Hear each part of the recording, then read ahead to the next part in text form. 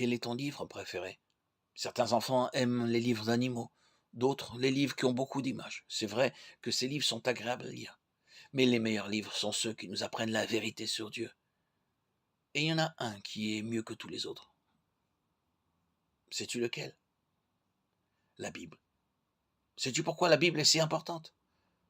Parce qu'elle vient de Dieu. Elle nous parle de lui et de tout ce qu'il va faire pour nous. Elle nous explique aussi comment nous pouvons lui faire plaisir. C'est comme une lettre de Dieu. Bien sûr, Dieu aurait pu écrire la Bible au ciel et nous la donner ensuite. Mais il a préféré la faire écrire sur la terre par des hommes qui le servaient et qui ont transmis ses idées à lui. Comment s'y est-il pris? Quand tu entends parler à la radio, c'est la voix de quelqu'un qui est loin de toi en réalité. C'est pareil avec la télévision. Tu vois bouger, tu entends parler des gens qui vivent très loin, parfois même dans d'autres pays. Pense aussi aux astronautes qui vont sur la Lune avec leurs fusées. Sais-tu qu'ils peuvent envoyer des messages sur la Terre? Si des hommes peuvent envoyer des messages du ciel, est-ce que Dieu le peut, lui aussi? Bien sûr. Et il l'a fait longtemps avant qu'on invente la radio ou la télévision. Moïse est un homme qui a entendu Dieu parler. Il ne l'a pas vu, mais il a entendu sa voix. Ça s'est passé devant des millions de personnes. Dieu a fait trembler une montagne. Il y avait du tonnerre, des éclairs. Les gens savaient que Dieu avait parlé. Mais comme ils avaient très peur, ils ont dit à Moïse, nous préférons que Dieu ne parle pas avec nous, car nous avons peur de mourir. Plus tard, Moïse a mis par écrit ce que Dieu lui avait dit. Et ce qu'il a été écrit, nous l'avons maintenant dans la Bible, dans Exode 20, 18, 21. Moïse a écrit les 5 premiers livres de la Bible, mais il y a eu d'autres écrivains. En tout, Dieu s'est servi d'environ 40 hommes. C'était il y a très longtemps, et il a fallu des centaines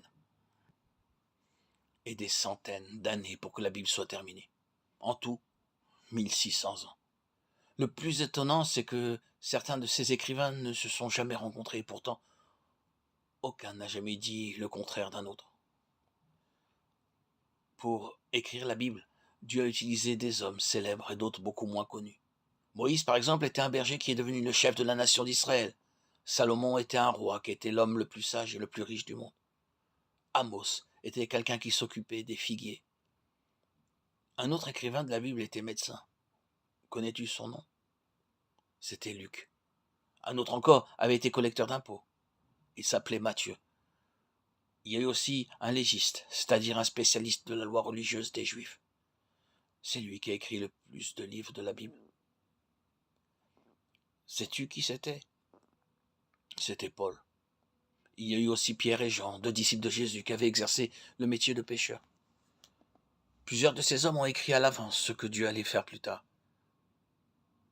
Comment savaient-ils ces choses? C'est Dieu qui le leur a dit. Quand Jésus, le grand enseignant, est venu sur la terre, une bonne partie de la Bible était déjà écrite. Tu te souviens qu'il avait vécu au ciel et donc il était de Dieu.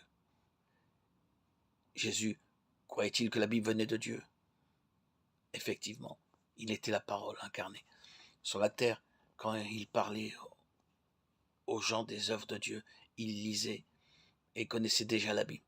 Quelquefois, il la citait. Jésus nous a appris de nouvelles choses de la part de Dieu. Il a dit les choses que j'ai entendues de Dieu, moi je les dis dans le monde. Jean 8, 26. Et il en avait entendu beaucoup quand il était au ciel. Sais-tu où nous pouvons trouver les enseignements de Jésus? Dans la Bible. Toute la Bible a été écrite pour que nous la lisions.